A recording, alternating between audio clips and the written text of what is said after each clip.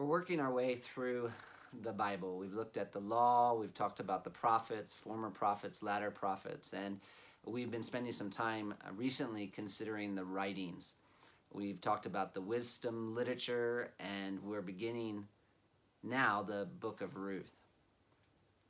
I wonder if there's ever been a time in your life where you looked at your circumstances, and because your circumstances were so difficult, you were tempted to wonder whether or not God had turned against you. It's kind of like you looked around and all you saw was God's curse. What can make that situation even more difficult is when you begin to think about the way you've lived and you recognize that you actually clearly deserve God's judgment. In a sense, this is where we find ourselves at the beginning of the book of Ruth. Israel has repeatedly rebelled against God. And we might wonder as we finish Judges if there's any hope left for them. Has God turned finally and fully against them? This question is going to come up again in Israel's later history as well, after they're exiled from the land and left without a king. In the middle of all this rebellion and judgment and curse, is there any hope for Israel? The first 5 verses of Ruth might tempt you to think that the answer to that question was no. This book begins on a very sad note. It's kind of like we have here a specific illustration, one person, one family, that represents the condition of Israel as a whole. And we're going to look at what made their situation so desperate, but we can start by noting the setting for the book. They're living in the time of the judges. The writer begins, in the days when the judges ruled. For those who are interested in these kinds of things, this places the date for the events in the book somewhere between 1380 and 1050 BC. And in general, we know this was a very wicked time in Israel's history where everyone was doing what was right in their own eyes. Judges 2:11, Judges 21:5. And one of the big problems, of course, according to the writer of Judges, is that Israel did not have a king. Judges 21:25 says, in those days there was no king in Israel. Everyone did what was right in their own eyes. It's probably because of this opening verse, actually, that Ruth is placed where it is in our English Bibles. Some have even thought of it as almost an appendix to the book of Judges. Interestingly, in the Hebrew Bible, it's either placed before the book of Psalms as a way of introducing David, or after Proverbs as a way of illustrating the noble woman described in Proverbs 31. But if you look at the way Ruth ends, you'll see that it concludes with the genealogy of David. And if you put the last verse of Judges and this verse together, we see really that Ruth is telling us the story of God's gracious provision of a godly king for the rebellious people of Israel. These first few verses, though, describe a very bleak scene. First of all, there was no food. There was a famine in the land. And a famine for anyone, of course, is challenging, but a famine for Israel. Think about this. What had God promised Israel? He had promised blessing when they entered the land, if they obeyed, and curse if they did not. And one of those curses was famine.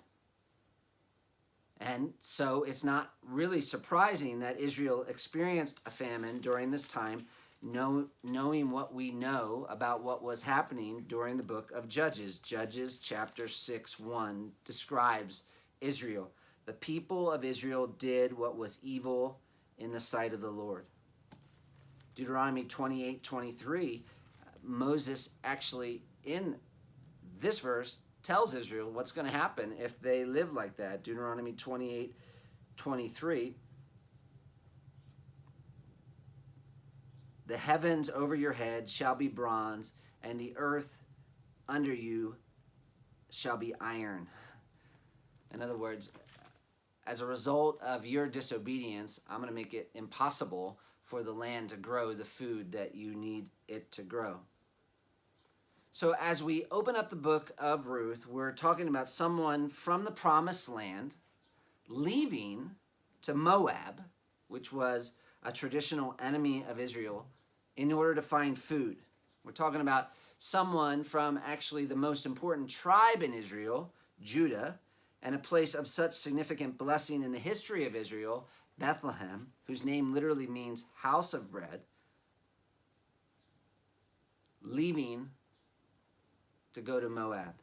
A man of Bethlehem, Ruth says, in Judah, went to sojourn in the country of Moab, he and his wife and his 2 sons. And almost immediately we begin asking questions. Was this an act of faith, or was this an act of unbelief? The narrator doesn't tell us, but knowing what we know of Deuteronomy, one is tempted to think that this was an act of unbelief. After all, God's solution to the problem of a famine in Israel is given in Deuteronomy chapter 30, verses 1 through 3. What was Israel supposed to do if they experienced famine? When all these things come upon you, the blessing and the curse, which I have set before you, and you call them to mind among all the nations where the Lord your God has driven you, and return to the Lord your God, you and your children, and obey his voice in all that I command you today, with all your heart and with all your soul, then the Lord your God will restore your fortunes. When Israel was suffering, what they were to do was to repent and obey. It seems like Elimelech is coming up with his own solution here. And certainly this solution didn't seem to work. If we were to make a list of difficulties from the first few verses, we could come up with a number. They are hungry, they are poor, and they are desperate. They're having to live in a foreign country, and not just in a foreign country at that, but one that was hated by Israel, and at that point in time was actively oppressing the people of Israel. The Moabites, you might remember, had a terrible start in that they were the result of an incestuous relationship between Lot and his daughter. Moab is actually a combination of 2 words, Mo, which means who, and Ab, which means father. So literally Moab, who is your father? It was Balak, the king of Moab, who had hired Balaam to curse the Israelites. The women of Moab had seduced Israel and led them away from God, resulting in the judgment of God. Israel had been warned in Deuteronomy chapter 23 not to enter into friendship with the Moabites. Eglon, the king of Moab, had recently oppressed the Israelites in Judges chapter 3, verses 15 through 20. So we don't know what Elimelech's expectations were upon moving to Moab, but whatever hopes he had were dashed. Everything goes bad very quickly for Naomi and her family. Her husband, Elimelech, dies. Then her sons marry Moabite women, which in and of itself was a bad decision. And a short while later, both of these young men died. Notice the way in which the writer puts this to help us see the tragedy of the situation.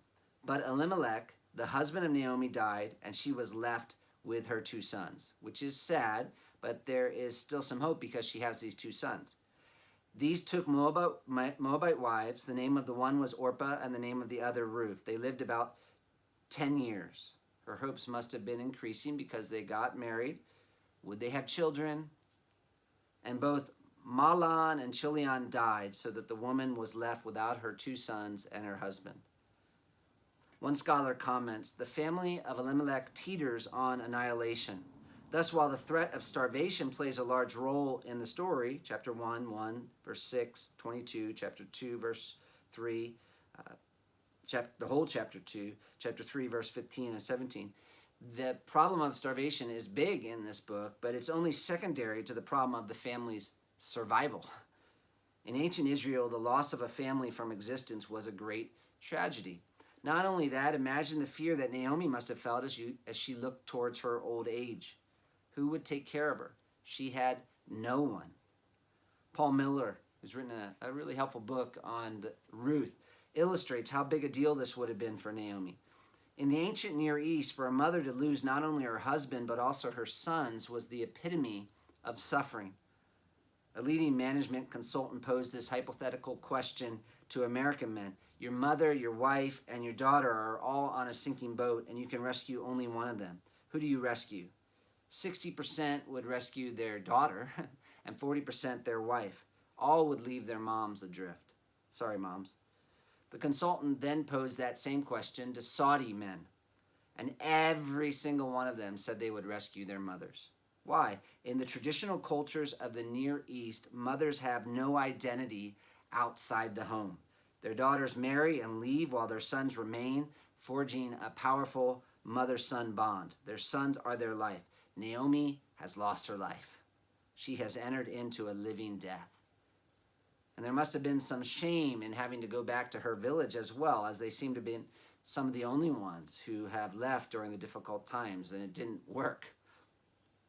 If we put ourselves in Naomi's shoes after all that's happened, what kind of question might we be asking? We might be wondering if God's turned against us. Is there any hope for us? It's very easy to look at God through one's circumstances. In other words, our circumstances shape our idea of what God is like. And if Naomi was doing that here, she must have been thinking God was very angry at her and perhaps even being unkind to her. The names in the first chapter of this story illustrate the problem we're facing, actually.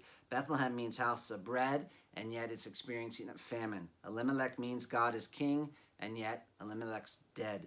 Naomi means pleasant, and yet both her sons have died.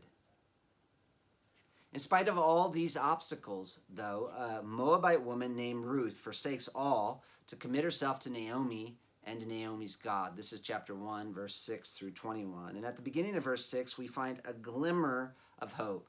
Naomi had heard that the Lord had visited his people and given them food, and so she decides to return with her daughters-in-law. And as she was going, she thought twice and pleaded with them to return to Moab because of the fact that she had nothing to give them and no way to support them, which was, in fact, brave of her, and in a sense, kind of Naomi, in that she would have had to travel the rest of the way by herself. Her love for them and her concern for their good outweighed any concern she had for herself. And so she blesses them and kisses them, and they weep and recommit themselves to going with her. And this causes Naomi to work at trying to persuade her daughter-in-laws to return. And her argument is simple. She asks, "Why would you go with me?" This is a rhetorical question, really. After all, she is actually saying, don't go with me. It would be incredibly foolish for you to go with me. She had no son. She was too old to have a husband. It was very bitter for her.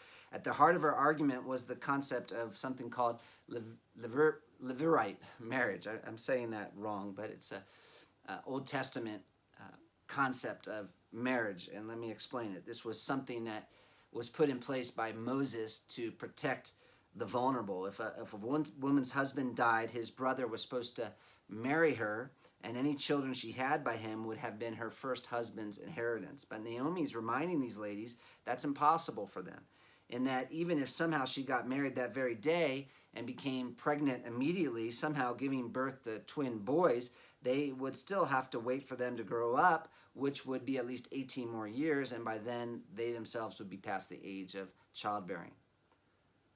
And rehearsing all this reminds Naomi of how bad her situation is, and she cries out. She says, "It's exceedingly bitter to me for your sake that the hand of the Lord has gone out against me." And the daughter-in-laws respond by weeping. Orpah eventually listens to Naomi's counsel, but Ruth refuses. Naomi then tries to use peer pressure to get Ruth to go back, saying, "See, your sister-in-law has gone back to her people and to her gods. Return after your sister-in-law." It's interesting she doesn't say, "to your people and your gods," because she must know that Ruth has become a true follower of Yahweh.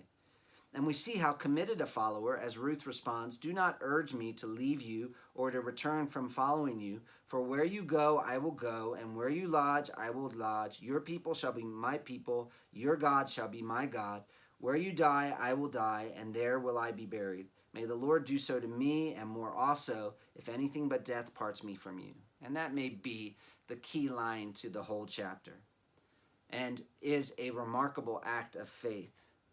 We might be tempted to say, "Orpah, why didn't you do this?" But really, even Orpah is remarkable in the way she stayed with Naomi, and even at first traveled with her and intended to move with her to Israel. It's only after a great deal of persuasion on Naomi's part that she turns back, and she does so weeping.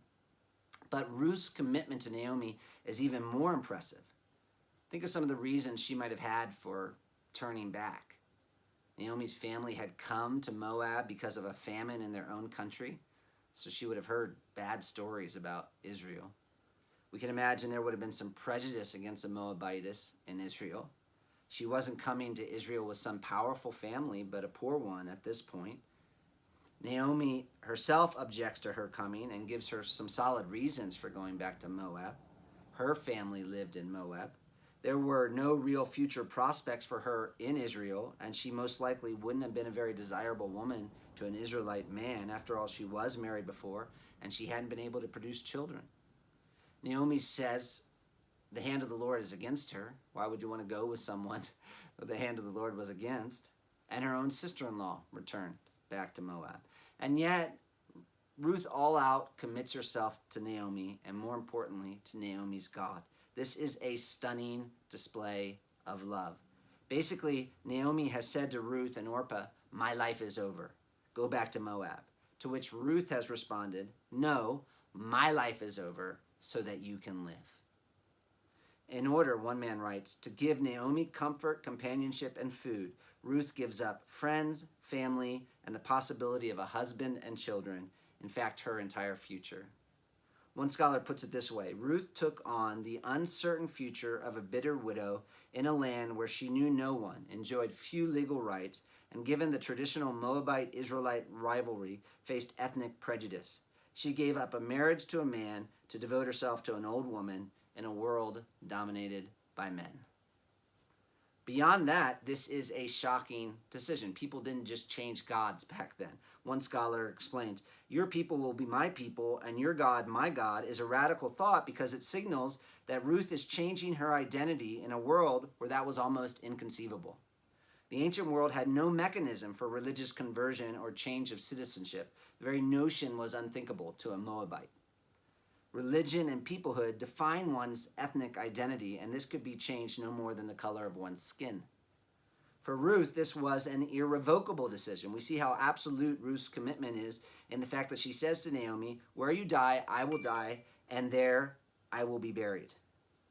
Obviously, Ruth was younger than Naomi, and so she could have perhaps gone back to Moab after Naomi died, but she won't. Her commitment is until death, her death. Some of those who have studied the book of Ruth have compared her act of faith to Abraham's. Like Abraham, she trusts God and leaves her home to go to the promised land. But in a sense, her act of faith is even more remarkable. As another scholar explains, Ruth stands alone. She possesses nothing.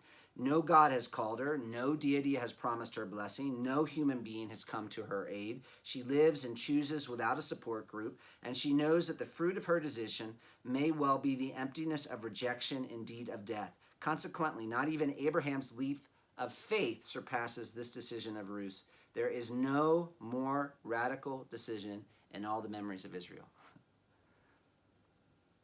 Naomi's response to Ruth's incredible act of love and faith is somewhat sad. She says nothing. And when Naomi saw that she was determined to go with her, she said no more. Verse 18.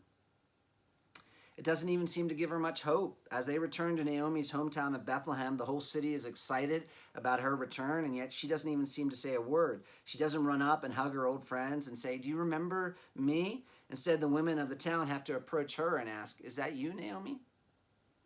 Her response is very honest and raw. She says, "Do not call me Naomi, call me Mara." In other words, don't call me pleasant, call me bitter. For the Almighty has dealt very bitterly against me. Ultimately, she thinks her life is proof that God is against her. And that statement sets the stage really for the rest of the book. This is how Naomi has interpreted her circumstances. She believes her circumstances prove that she has no hope and that God is against her. The question, of course, is, do they? Is that the right interpretation?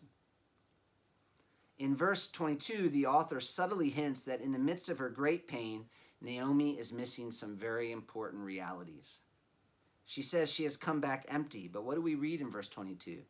So Naomi returned, and Ruth the Moabite, her daughter-in-law, with her, who returned from the country of Moab. It's almost like he's pointing out Ruth's sacrifice with that statement. Here, Ruth gives up her future, her home, and comes to this strange place with Naomi, and yet all Naomi can do is lament and cry and speak of how bitterly God has treated her without any reference to the love that Ruth's shown her. But that's not all. The writer continues, and they came to Bethlehem at the beginning of barley harvest. which is late April or March by our calendars. And that's his way of saying this story is not over yet. In spite of Israel's sin and what they deserve, there's hope because of God's faithfulness to his promise. And we see that here at the very beginning of Ruth.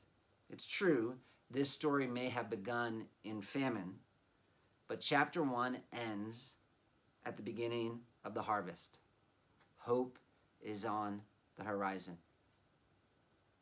And in chapter 2, we'll see in our next video that this glimmer of hope shines even brighter as Ruth meets Boaz.